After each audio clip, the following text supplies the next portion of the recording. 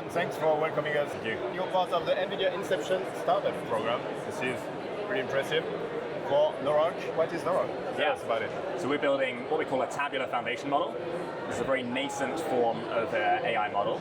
It's a frontier model, so a bit like an LLM. Yeah. But what our model is trained to do is to learn from your data and then make predictions. So our model ingests tabular data, that is rows and columns, and then produce classification or regression predictions. So folks are using this to make predictive insights about their business in all kinds of sectors. Our belief is that enterprises are currently sitting on enormous amounts of tabular data that is not currently leveraged to make predictions about their business. Yeah, that sounds really interesting and promising. Your website says predict anything, which is very promising, especially for the teams for revenue teams. Yeah, absolutely. I'm sure they would be very interested to predict churn or predict future sales. Tell me about that. How does it work? Like, can your model ingest CRM data? Yeah, absolutely. So a CRM exactly is a good example of where enterprises are sitting on this kind of tabular data. CRM, sales data is all columns and rows.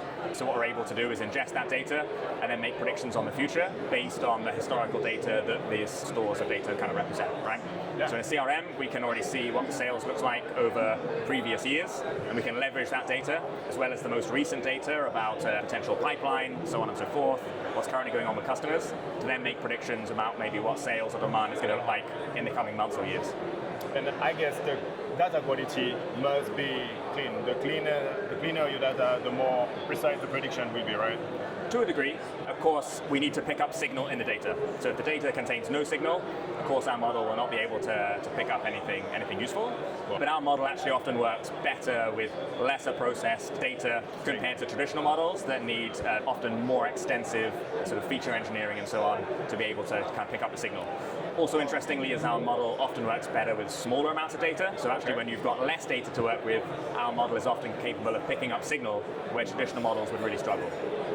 So how is it possible? Like, if you have a small number of data, how does your model work? Yeah.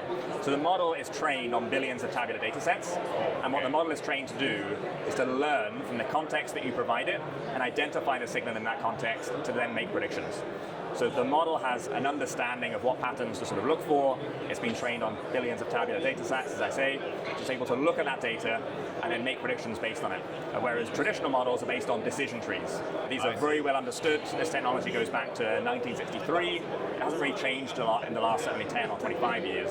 And what we're seeing is with this completely new form of model, we're just seeing a better ability to detect signal in smaller data sets. It's one of the different characteristics we see with this very different technology.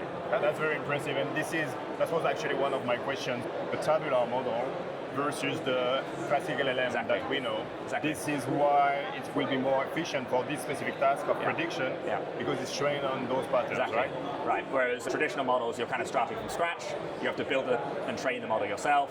Whereas our model, this is not the case. You simply send us some context as well as your unlabeled data, and the model then makes the predictions on the fly. So we completely eliminate steps around training, for example, that slows down your iteration process. You never have to fine-tune the model. You don't have to deploy the model somewhere. You don't have to retrain it over time. These are all steps of the process towards making predictions that we completely eliminate. This sounds very impressive and promising, but as revenue leaders have probably already tried to do that, and they already probably faced their data team saying like, yes, come back in 6 months. Yeah. How do you compete with that? Yeah. What's the difference between what your technology brings to the table compared to the classic data organization we had so far? Yeah. Well, by eliminating different steps in the process towards building predictive models, what we're able to do is enable teams to move much quicker. Typically, a lot of teams are often constrained by the bandwidth of their data science team. I've been working with a retail customer just in the last few weeks that's told us straight away, we can't hire all the data scientists in the world. So even though their data science teams are very busy already working on core kind of use cases to their business, there's still lots more they want to predict.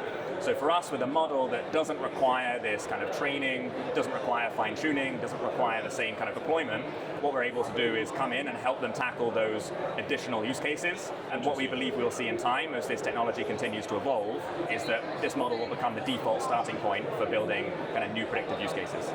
Impressive. And a final question for you. course.